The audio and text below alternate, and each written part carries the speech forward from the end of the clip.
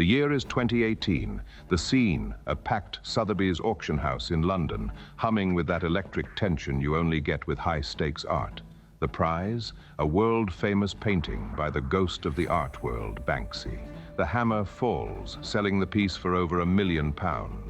But what happens next is one of the most audacious stunts in art history.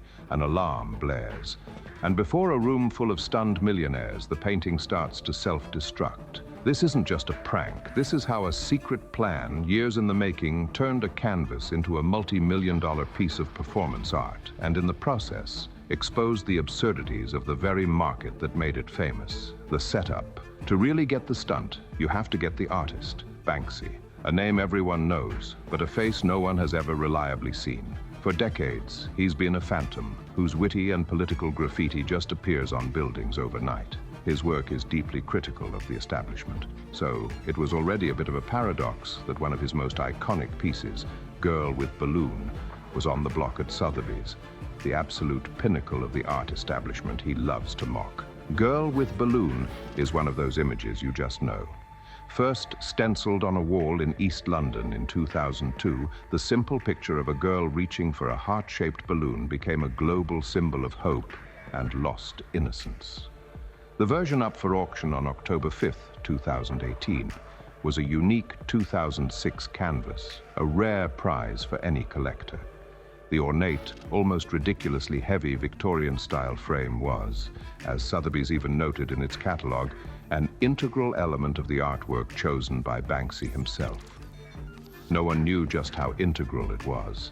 The bidding was fierce, blowing past the estimate and landing at £1.04 million, about 1.4 million US dollars, a record for the artist at the time.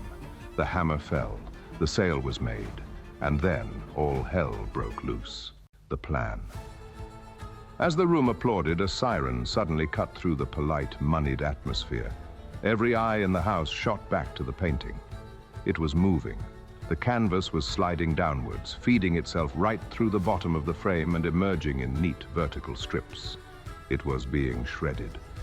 The room was a mess of gasps, nervous laughter, and the frantic clicking of phone cameras. £1 million artwork was being destroyed right in front of them. Sotheby's senior director, Banksy, could only state the obvious, coining a phrase that would go viral. It appears we just got Banksy-ed. But this wasn't some spur-of-the-moment act. It was a perfectly planned operation. A few days later, a video popped up on Banksy's Instagram with the caption, "A few years ago, I secretly built a shredder into a painting in case it was ever put up for auction." The video shows a hooded figure building a shredder right into the base of the frame. This wasn't just a stunt, it was a trap set years earlier, waiting for the perfect moment. Banksy even included a quote from Picasso, "The urge to destroy is also a creative urge."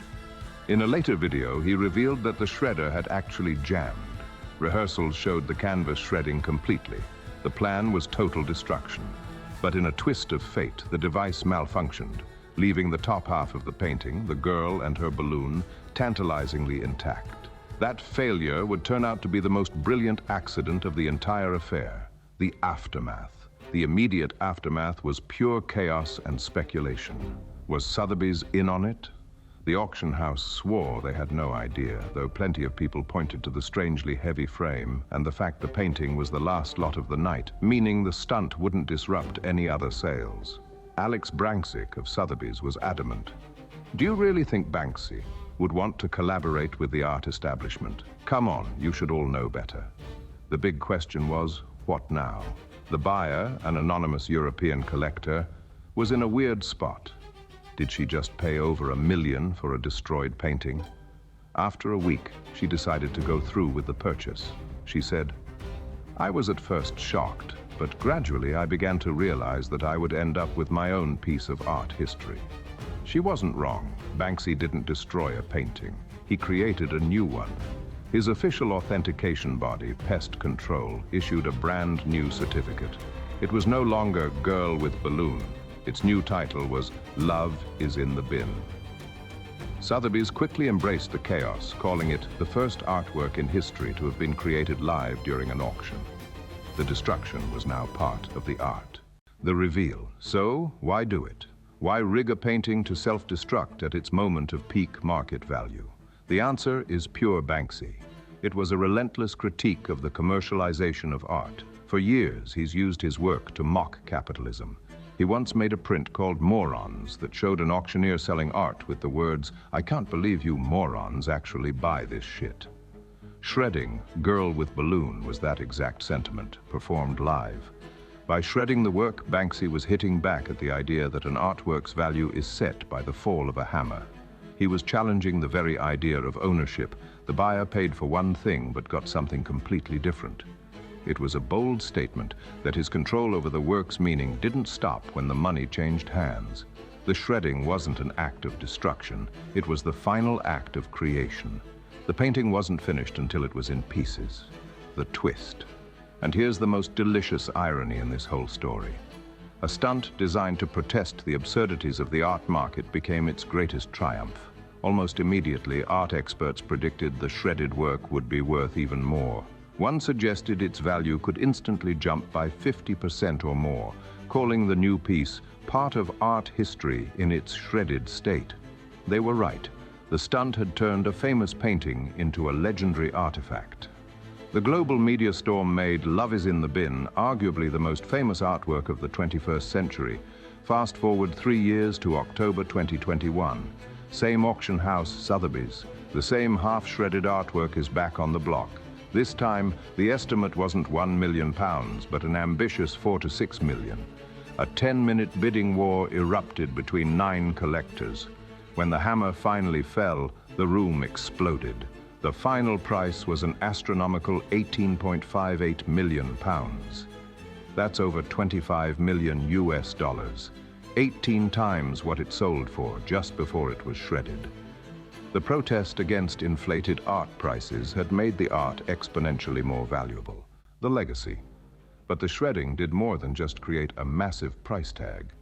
It blurred the lines between a painting and live performance art, forever capturing a moment in time.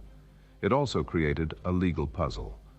Under laws like the Visual Artists' Rights Act in the US, artists have the right to prevent the mutilation or destruction of their work. So if a future owner tried to restore Love is in the Bin by removing the shredded strips, would they be destroying Banksy's new work and violating his rights? It's a paradox where restoration itself could be an act of illegal destruction. The incident forced the art world to ask itself some uncomfortable questions. What is value? Is it in the art itself, or is it just a product of hype and spectacle? By turning his art into a global media event, Banksy proved that today, the story can be more valuable than the object. It was a masterclass in irony, a protest against the system that ended up beating the system at its own game. The story of Love is in the Bin is the perfect parable for our time. A ghost artist, a secret plot, a public spectacle, and a financial result so ridiculous it sounds like fiction. Banksy set out to expose the art market as a circus, and in response, the circus just sold more expensive tickets. He held up a mirror to the world of high-end commerce, and that world, instead of flinching, just admired its reflection and wrote a bigger check. It leaves us with a question that gets to the very heart of what art is. What really gives a piece its value? Is it the artist's hand, the story behind it, or the price someone is willing to pay? In the case of Love is in the Bin, the answer seems to be all of the above, tangled up in an unforgettable story of protest, performance, and profit. What do you think? Was this the ultimate act of artistic rebellion, or the greatest publicity stunt of all time? Let us know in the comments. And if you enjoyed this dive into the wild luxury world of art, make sure to like and subscribe for more secrets from behind the canvas.